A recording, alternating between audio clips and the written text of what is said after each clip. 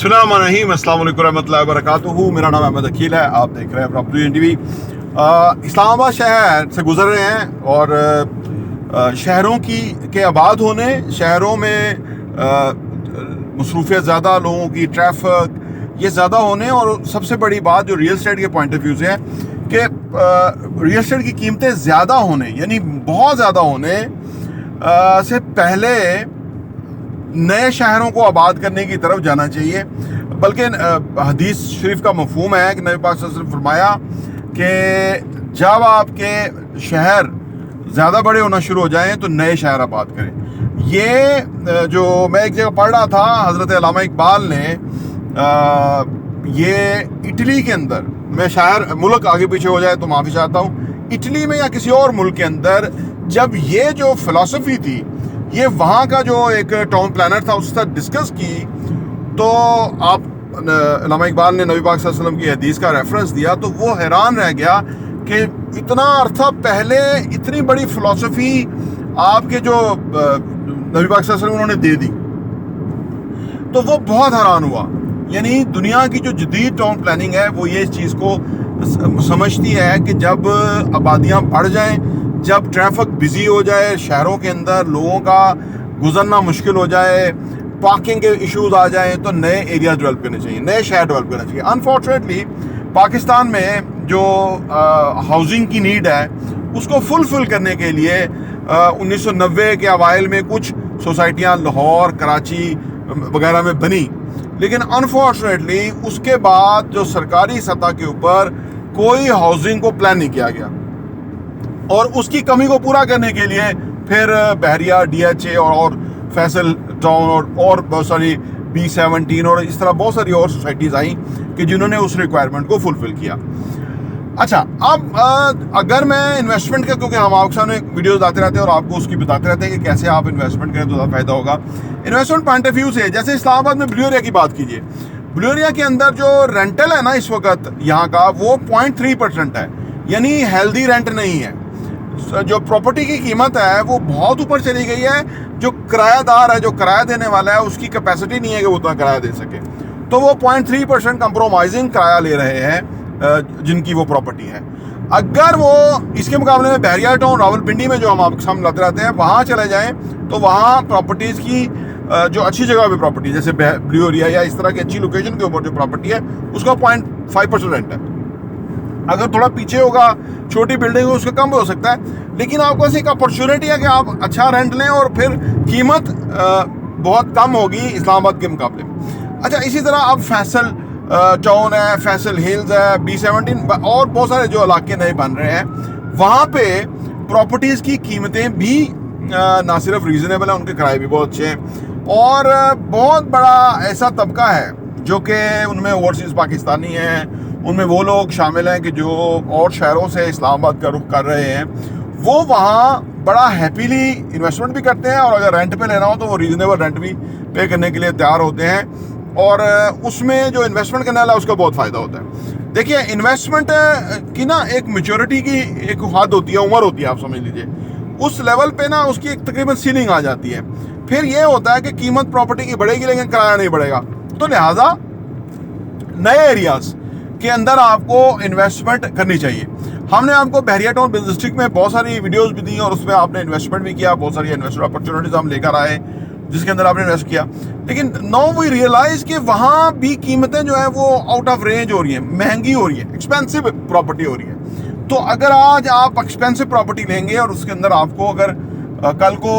ज़्यादा फ़ायदा ना हो, तो आपके लिए ऐसी जगहें तलाश करनी चाहिए कि जहाँ के अंदर आपकी इन्वेस्टमेंट भी कम हो और आपको फ़ायदा भी आने वाले टाइम में ज़्यादा हो, और उसके मुकाबले में लोकेशंस भी अच्छी हो। तो इसी मिशन के ऊपर हम हैं, आपके सामने हम आने वाले टाइम में डिफरेंट प्रॉपर्टीज़ लेके आएंगे कि जहां आप इन्वेस्टमेंट करके ज़्यादा फ़ायदा उठा सकते हैं। अच्छा, हर शहर ना इम्पॉर्टेंट होता है, हर शहर के अंदर चौक चौराहे, लोकेशंस जो है वो अपनी हिसाब से उसकी सिग्निफिकेंस होती है, लेकिन जो आप सोचिए कि आप जो पहले शहर लोगों ने जो इन्वेस्टमेंट करके अच्छी जगह ली हुई हैं उनकी बहुत कीमत है, लेकिन जो आज आपको वो लोकेशन अच्छी मिल रही हैं तो वो आने वाले टाइम में उसकी कीमत बहुत होगी, और आज जो भी وہ انویسٹمنٹ کرے گا اور وہ کوئی پراپرٹی اٹھائے گا تو آنے والے ٹائم میں اس پراپرٹی کی قیمت کئی گنا جمپ ہونے والی ہے. وہ گرنٹیڈ ہے کیونکہ اس کے لیے اس کو چیک کرنے کا ایک طریقہ ہے. اگر آپ انویسٹمنٹ کا پریویس ٹریک ریکارڈ دیکھیں نا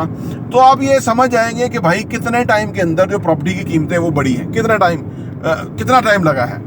ان کو بڑھنے کے لیے, تو آپ کو پورا سمجھ آ جائے گا. اور اس کے بعد یہ بھی آپ جان سکتے ہیں کہ کیا ریزنز ہوئی بڑھی, یعنی وہاں پہ کون لوگوں نے انویسٹمنٹ کی. یا پھر آپ اگر یہ دیکھیں کہ پاکستان کی جو ہاؤسنگ نیڈ ہے, اسپیشلی لاہور, کراچی, اسلام آباد, بڑے شہروں کی طرف لوگوں کا رجحان ہوتا ہے کیونکہ بڑے شہروں میں ان کو امپلائمنٹ کے مواقع زیادہ ملتے ہیں, ایجوکیشن کی سہولیات موجود ہوتی ہیں, کمپیٹیٹیولی بہتر ہوتی ہیں, ہیلتھ فیسلٹیز بہتر ہوتی ہیں, لا اینڈ آرڈر کی صورتحال نسبتاً بہتر ہوتی ہے کیونکہ وہاں جو آپ سمجھ لیجیے ایڈوانٹیج ہوتے ہیں, اور بے شمار ایڈوانٹیجز ہیں بڑے شہروں میں رہنے کے. وہ ایک الگ بحث ہے کہ جی چھوٹے ایریاز میں, گاؤں دیہات میں زندگی اچھی ہوتی ہے, رہنے کے لیے خالص دودھ ہوتا ہے, وہاں پہ آب و ہوا بڑی کلین ہوتی ہے, وہاں پہ یہ ساری چیزیں. لیکن آپ کیا کیجئے کہ جس طرف ہم جا رہے ہیں, ہم جو دنیا میں ریولوشن ہوا ہے, آپ سمجھ لیجئے کہ شہروں کا اربنائزیشن جو ہوئی ہے, ہم بھی ادھر ہی جا رہے ہیں فائنلی. اور وہیں پہ وہی چیزیں آپ سمجھ لیجئے کہ ہمارے یہاں ہوں گی. جیسے ورٹیکل بلڈنگز دنیا میں بہت بنی ہیں, اور دنیا اس میں بہت آگے ہے. سنگاپور, ٹرکی, دبئی, ملیشیا, یہ وہ سیکنڈ ٹیئر کے آپ سمجھ لیجیے ممالک ہے. سنگاپور تو خیر بہت ہائی ہے, لیکن باقی ممالک جو ہیں انہوں نے ہمارے سامنے ایون آپ چائنا نے ہائی رائز بلڈنگ بنا کے اپنی جو نیشنل گروتھ ہے اس میں بہت بڑا اضافہ کیا, لوگوں کو بہت بڑا امپلائمنٹ دیا, انویسٹمنٹ کی اپرچونیٹیز کریٹ کی, امپلائمنٹ جو میں نے کیا وہ ہوا, لوگوں کی رہنے کی جو فیسلٹی جو بنیادی ضرورت تھی وہ پوری کی. جیسے کہ چائنا نے اپنے ملک کے اندر جو سارے پروونسز تھے, یعنی صوبے ان کے جو تھے, انہوں نے ٹاسک دیا کہ آپ اتنے جو ہے نا گروتھ کا جو گروتھ ہے وہ اتنے پرسنٹ آپ جو ہے نا وہ بڑھائیں گے. تو وہ گروتھ بڑھانے کے لیے ان سب کو ریئل اسٹیٹ کے اندر بلڈنگ کنسٹرکشن جو ہے وہ زیادہ فیزیبل لگا کہ ایک ایسی چیز ہے. ویسے تو امریکہ کی بھی گروتھ ہے, لیکن امریکہ کی گروتھ کہا جاتا ہے کہ وہ ان کی جو سپینڈنگ ہے وہ برگرز کے اوپر اور علاج معالجے کے اوپر اور ان کی ریکریشن ایکٹیویٹیز کے اوپر زیادہ پیسہ خرچ ہوتا ہے. لیکن چائنا نے اپنی گروتھ اس طرح سے اسٹیبلش کی کہ انہوں نے نئے شہر آباد کیے, انہوں نے آپ سے لاکھوں ہائی رائز بلڈنگز بنائیں, اور اس سے کیا ہوا کہ ان کا ایک تو پر کیپٹا انکم بڑھی, ان کا انفراسٹرکچر بڑھا, اور اس سے ان کی ترقی آج کہاں سے کہاں پہنچ گئی. آج چائنا $120 ٹریلین کی اکانومی ہے اور امریکہ $90 ٹریلین کی اکانومی ہے, یعنی $30 ٹریلین چائنا آگے نکل گیا امریکہ سے. تو یہ اور اس کے اندر ان کا بہت بڑا رول جو ہے وہ کنسٹرکشن انڈسٹری کا ہے, جو کہ 35% جو اس پہ کردار ہے وہ کنسٹرکشن انڈسٹری کا ہے. باقی بھی آپ دیکھیں دنیا بھر کو وہ چیزیں بیچتے ہیں اور فیڈ کرتے ہیں. تو اس کہنے کا مطلب یہ ہے کہ ہم بھی ایونچولی ادھر ہی جائیں گے, ہم بھی اسی طرح, ہمارے یہاں بھی گروتھ ہوگی اسی طرح. جیسے جگہیں کم پڑ رہی ہیں تو آنے والے ٹائم میں ہائی رائز بلڈنگ ہی اس ساری ریکوائرمنٹ کو فلفل کریں گی, اور اسی کے اندر جب پیسہ لگے گا پلاٹوں سے نکل کے بلڈنگ میں لگے گا تو اس سے ملک کی اکانومی چلے گی. 40 انڈسٹریاں چلتی ہیں, تو وہ ایک چیز ہوگی جس سے ویسے پاکستان کی جو ترقی جو اس وقت بہت سست ترین